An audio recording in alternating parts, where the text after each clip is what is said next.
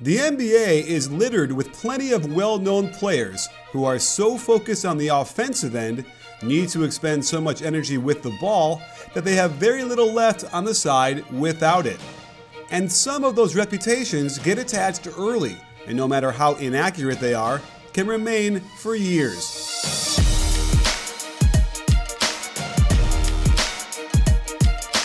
Coach Tom Thibodeau's first head coaching stint in Chicago earned him a reputation as a tough-minded defensive genius. You could always hear him barking out, "Ice, ice," from the sideline, commanding his troops to prevent middle penetration and forcing away from the ball screen. The results were nothing short of impressive, as those Bulls teams locked down opponents, forced them into tough shots, and won a lot of games, often with depleted rosters. When he arrived in Minnesota, he was expected to instantly affect the defense more than anything else, and unlock all the potential they had in rising stars like Andrew Wiggins and Karl-Anthony Towns.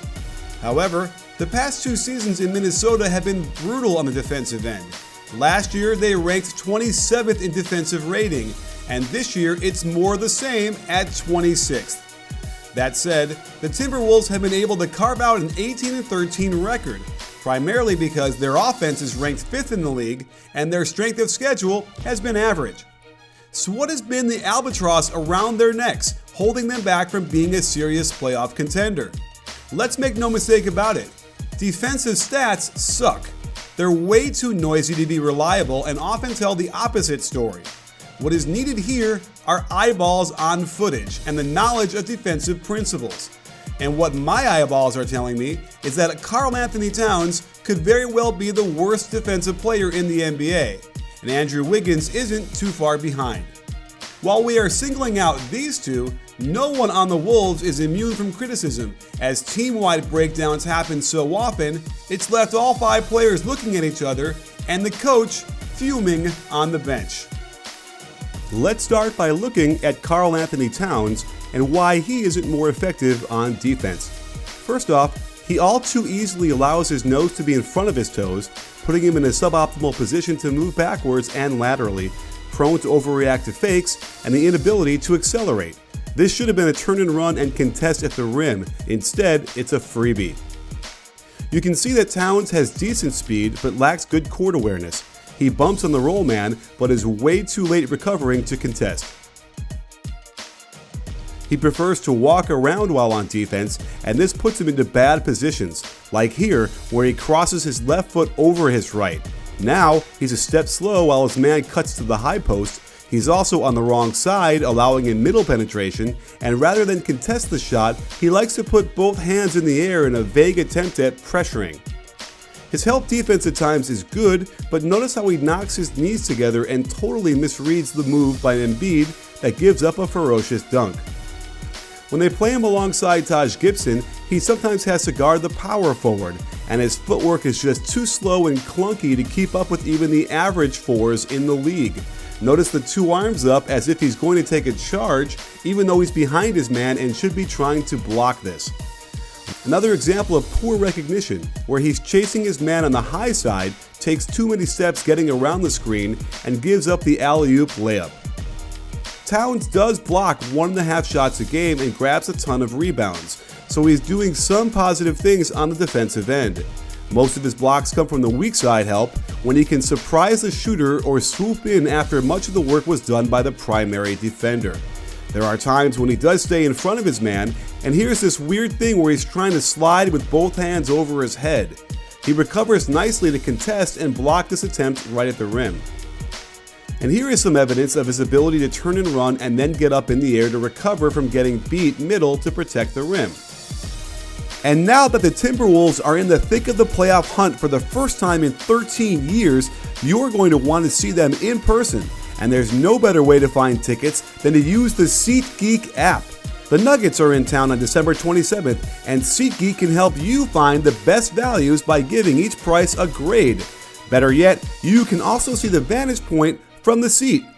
I've used it a ton, and not just for sporting events. I found Hamilton tickets really easily, and each purchase is fully guaranteed.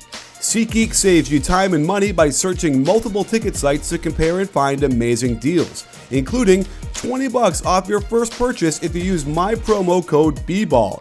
That's right, save even more money by using my code BBall. So make SeatGeek your go-to app for a 2-tap purchase and enjoy all your favorite teams the way they're supposed to be seen, live.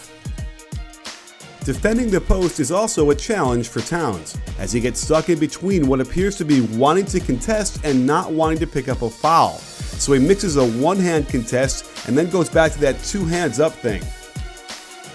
He's also got a weak lower body and struggles to prevent low post players from getting close to the hoop, and doesn't contest these shots well at all. Here, Vucevic is able to take advantage of his lack of lower body strength to pin him as low as possible, and he doesn't elevate to try and contest this shot.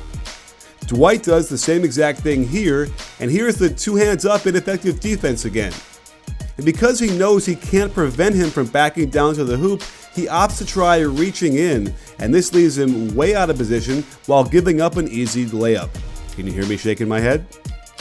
Wiggins is one of those guys who should be the fastest and quickest players on the court, yet hasn't been able to showcase this. He struggles to stay in a good ready position, prefers to stand straight up and down, causing him to be a step behind, and then takes a very strange route underneath his own teammate and can't contest this wide open shot. Wiggins' awareness isn't great either. He doesn't see that his teammates are already in good position and does not need to have both feet in the paint. Now he's 2 steps behind and his man is getting an open corner 3. Here, he loses track of his man to ball watch, which isn't the worst thing in this case, but then turns the complete wrong way to close out. This should be his specialty, to close out to the short corner, and instead, he gives up a wide open 3. I like his willingness to rotate and help on Marc Gasol, but look how slow he is to turn and run and to recover to his man, and then look at this poor closeout, allowing middle penetration. Good recovery and contest, but it's too late when your man has gotten this deep into the middle. He also doesn't anticipate that well. He gets into good position to help on the Adams roll, but doesn't recognize the skip pass till it's already past him and on its way to a wide open corner 3 by his man. I know Tibbs wants his guys to contest in the air, but look at his stance while his man is only 1 pass away, and considering his athletic ability, he's just not unleashing it with effort like this. And because he can't seem to tap into that quickness and explosion, he absolutely cannot double down to the post when his man is 1 pass away. It seems that the Timberwolves opponents have caught on to these two and involve both of them in pick and rolls quite often to good results. We know Tibbs wants the defense to force the ball away from the screen, but Wiggins can't get there in time, and Towns is way out of position to even get a hand up. Again, Wiggins isn't using his quickness to get on the high side to force the ball back to the baseline. Once the middle is given up, there's not much you can do when it's a pro ball handler getting to the dotted line. It's not hard to bump Wiggins out of the way and out of the play, and Towns struggles to combine lateral movement with explosive jumping to contest shots. Again, Wiggins struggles with basic positioning on the sideline screen and roll, and teams know if Cat is defending the ball screener, they'll get a good look at the rim without much fear of getting blocked. While this pairing might not be the absolute worst in the NBA at defending the pick and roll specifically, they're not too far behind guys like Barea and Dirk, but at least they've got the excuse of poor mobility and lack of height. There is no reason Towns and Wiggins should be this bad at defending. And as I've showed here, there are things they could work on that would yield improvement quickly. But if they're not already hyper-focused and in a stance at all times under a coach like Tom Thibodeau, it's unclear if they'll ever get there. And if that's the case, the Timberwolves will struggle mightily to ever get to the point where they can make a deep playoff run in the Western Conference. Sports fans, to see more of our great NBA content and analysis, make sure to hit the subscribe button, but also click the bell and adjust your settings so you can get an alert the second our videos drop, because trust me, you're going to want them hot and fresh. You in?